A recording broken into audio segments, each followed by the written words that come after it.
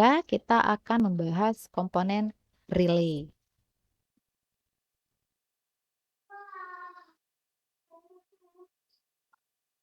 Relay adalah suatu alat yang bekerja berdasarkan prinsip elektromagnetik untuk menggerakkan sejumlah kontaktor yang tersusun atau sebuah saklar elektronis yang dapat dikendalikan dari rangkaian elektronik lainnya dengan memanfaatkan tenaga listrik sebagai sumber energinya. Relay terdiri dari 3 bagian utama, yaitu coil, kontak terdiri dari normally open atau normally closed, dan common. Nah, di sini ada contoh relay, ini ada simbolnya, dan ini untuk yang normally open dan normally close. Normally open kontaknya terbuka, dan normally close kontaknya tertutup. Nah, ini nanti akan mengindikasikan bahwa ketika dia normally open, maka arusnya tidak mengalir melewati jalur tersebut, dan ketika normally close, maka arus akan mengalir melewati jalur tersebut. Jadi prinsipnya memang seperti saklar ya. Dan di sini prinsip utamanya dipengaruhi oleh coil, di mana nanti ketika coil tersebut dialiri arus listrik, maka akan terjadi prinsip elektromagnetik di coil tersebut. Nah, ini prinsip dasarnya. Jadi jika coil belum diberikan tegangannya dari sini, maka seluruh kontaknya dalam posisi normal, baik normally open ataupun normally close. Nah, jika coil diberikan tegangan, maka kontaknya akan berubah posisi. Kontak yang normally open akan menjadi close, dan kontak yang normally close akan menjadi open. Dengan demikian, pada aplikasinya relay digunakan sebagai saklar elektronik untuk mengontrol beban. Nah, contohnya seperti ini. Ini ada coil, kemudian dialiri arus listrik, maka dia prinsipnya akan menjadi medan magnet ya. Nah, inilah yang akan menarik lengan atau armatur ini, kemudian mengubah posisi yang tadinya normally close, misalnya normally open, misalnya menjadi normally close. Maka arusnya akan mengalir lewat jalur tersebut. Nah, ini jenis-jenis relay. Ada SPST atau single pole single throw. Relay ini memiliki 4 terminal, 2 terminal untuk coil dan 2 terminal untuk kontak. SPDT, single pole double throw. Relay ini memiliki 5 terminal, 2 terminal untuk coil dan 3 terminal untuk kontak, yang dapat terputus atau tersambung dengan 1 terminal common. Yang ketiga, DPST atau double pole single throw. Relay ini memiliki 6 terminal, 2 terminal untuk coil dan 4 terminal kontak untuk 2 pasang saklar yang dapat terputus atau tersambung. Kemudian yang jenis keempat, DPDT, double pole double throw. Relay ini memiliki 8 terminal, 2 terminal untuk coil dan 6 terminal kontak untuk 4 pasang saklar dengan 2 common yang dapat terputus atau tersambung. Nah, kita akan coba simulasi di EKTS. Nah, ini berupa screenshot. Nanti untuk simulasinya akan Ibu upload di video berikut ya, simulasi di EKTS-nya. Nah, ini tampilan EKTS-nya. Kalian buka window dan pilih library, kemudian pilih komponen-komponen berikut, yaitu ada kontaktor, start button, stop button, lamp, normally close contact, normally open contact, L3 atau R, dan neutral. Nah, ini dia yang pertama, kita mau buat rangkaian kontrol lampu sederhana di EKTS.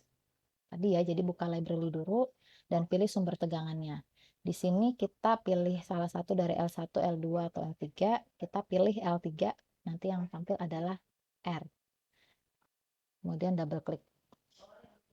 Nah, kemudian udah ada sumber satu ya, yaitu L1, yaitu L3 tadi di layar. Kemudian kita pilih coil relay dengan nama kontaktor dengan simbol berikut. Double klik, maka simbol akan muncul di lembar kerja. Nah, ini simbol dari kontaktor. Nah, kemudian pilih netral, double klik, di sini ada netral. Nah, kemudian kita pilih start button dan juga stop button. Double klik. Nah, hubungkan tiap komponen seperti ini. Kemudian dirapikan susunan tiap komponen dengan cara klik, drag komponen sampai lurus antar komponen ya.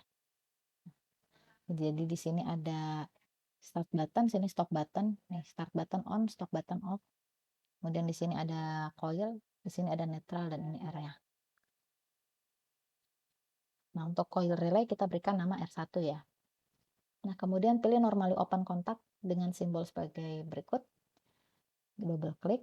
Nah, hubungkan normally open contact paralel dengan on button. Jadi, rangkaian ini disebut sebagai holding contact.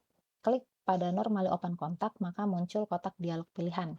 Kita diminta mendefinisikan normally open contact ini adalah kontak dari coil relay yang mana.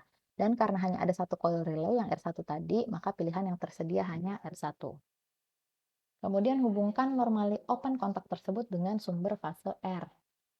Nah, kemudian pilih lamp pada library, double klik, pilih warna. Sini kita gunakan warna merah ya, untuk lampu yang menyatakan kondisi relay R1 on. Kemudian pilih lagi normally close contact pada library, pilih kembali R1 sebagai coil untuk normally close contact. Nah, pilih lamp pada library, beri warna kuning untuk menyatakan lampu akan menyala dalam kondisi relay R1 off.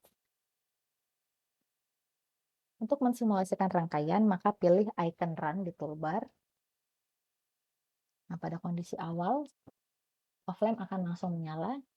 Hal ini karena off lamp dikontrol oleh normally close contact R1 karena relay R1 masih off atau belum di-energize. Maka normally close contact ini masih dalam kondisi close.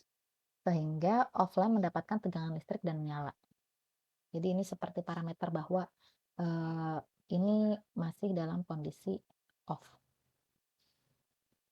Nah, jika on button diklik, maka relay R1 akan on, energize, sehingga terlihat on lamp akan menyala, dikarenakan normal open contact R1 berubah posisi menjadi close. Jadi, jalurnya seperti ini, karena ini di-on-kan start buttonnya, maka arusnya mengalir lewat sini. Nah, kemudian akan menyalakan atau mengaktifkan normally open tadi menjadi close untuk lampu yang warna merah.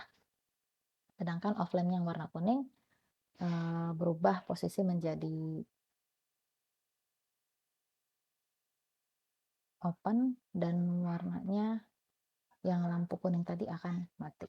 Nah, terlihat on button akan kembali open jika kita melepas klik, namun karena adanya holding kontak R1, maka relay R1 ini akan tetap on atau energize. Jika kita klik off button, maka tegangan ke coil relay R1 akan hilang. Jadi coil R1 akan off atau de-energize. Dengan demikian seluruh kontaknya kembali ke kondisi normal seperti yang awal tadi. Maka on lamp akan mati dan off lamp akan nyala kembali. Nah, bisa save projectnya melalui file save as, pilih directory dan berikan nama pada file project. Oke, ini nanti materinya akan di-upload di Classroom, jadi bisa dibaca berulang kali, dan untuk memudahkan juga nanti akan ada video simulasinya yang akan di-upload juga. Oke, sekian, terima kasih. Assalamualaikum warahmatullahi wabarakatuh.